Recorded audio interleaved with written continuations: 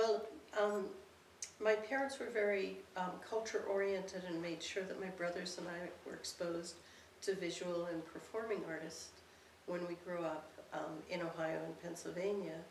And one thing that I remember is that in Columbus, Ohio, where I went to high school and where I started college, there was a craft store, a fine craft store called Helen Whittemore.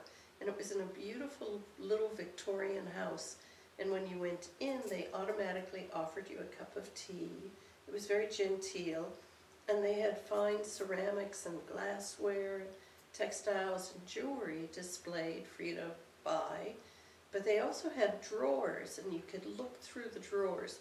You know how the motto in a museum is don't touch, and in a lot of stores it's don't touch, but here you could touch and explore.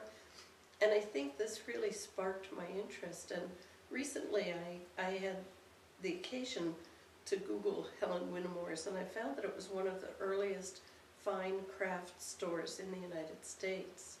And then when I went on to study in college and I studied different cultures, my interest was on material culture and their objects, and that leads to museum work.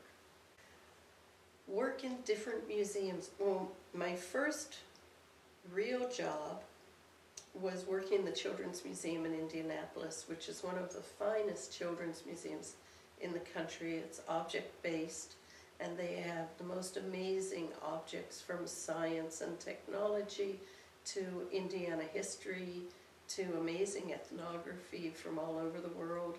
And the museum had been closed for 7 years as it was building a new huge building, which has now been extended several times. But during those 7 years they continued to collect objects. And I worked there in the summer as a collections assistant, and we were given free reign of a storage room into which the new objects were assigned. And it was like a marathon of cataloging and researching and learning about these objects and documenting them. And that's where I learned a lot of my skills of how to handle and how to care for and how to transport and how to document and write down objects. And a few years later I was at a meeting of the American Association of Museums, and a young lady, about my age, came up to me and she goes, "You're Annette Fromm, you did all that cataloging that summer." And I just couldn't tell her how much I loved doing that. Wow. Then I worked in Cleveland, Ohio in a small multi-ethnic museum in the late 70s. And it was the time when museums were looking at ethnicity and cultural diversity. And it introduced me to Cleveland, Ohio and the ethnic communities there. And it was just tons of fun to see the backside of festivals and cooking and craft making and community growth and such. Do you want one more story? Let me think. I had the opportunity in Greece to work with a friend who was developing a folklore museum in the city of Arta, which is in the northwest, middle northwest kind of, a very historic city. And she was given a building that had been the customs building on the border between Greece and the Ottoman Empire in the mid-19th century, and how we worked with the local workmen to transform it into a really beautiful and lovely museum that expressed the traditional culture of the rural areas and of the city. Not so good is hard to answer, because when you're a museum professional, you learn the best practices and the best way things are done. And one of my fondest experiences was to be in a very small community museum somewhere in northern Ohio. I honestly don't remember where. And it was a Quonset hut. It's one of these metal temporary military sort of semicircular buildings. And inside they had floor-to-ceiling display cases, just making aisles and aisles. And everybody in town had put their collections into this place, and it was the town museum.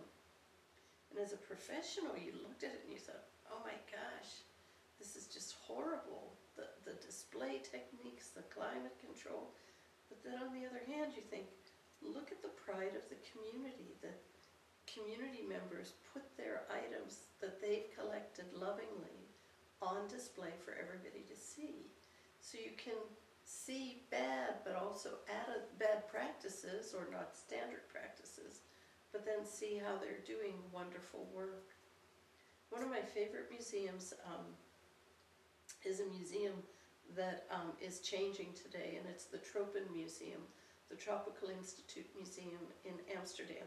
When you go to Amsterdam, everyone goes to the Rijksmuseum and the Van Gogh Museum and the Annette Fromm House, and a little further out at the Tropical Institute, which is a colonial institute of the Dutch colonies, which is kind of not a very popular term these days.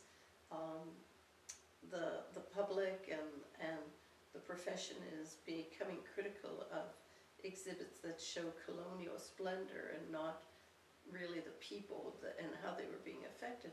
But the Tropen Museum, I thought, had really remarkable exhibits that delved into everyday life of everyday people around the world.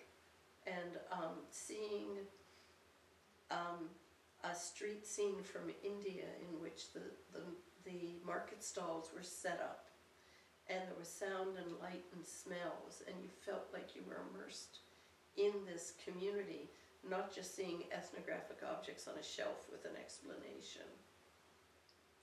Other exhibits went into people's homes, and there was a display case like a bookshelf in the library.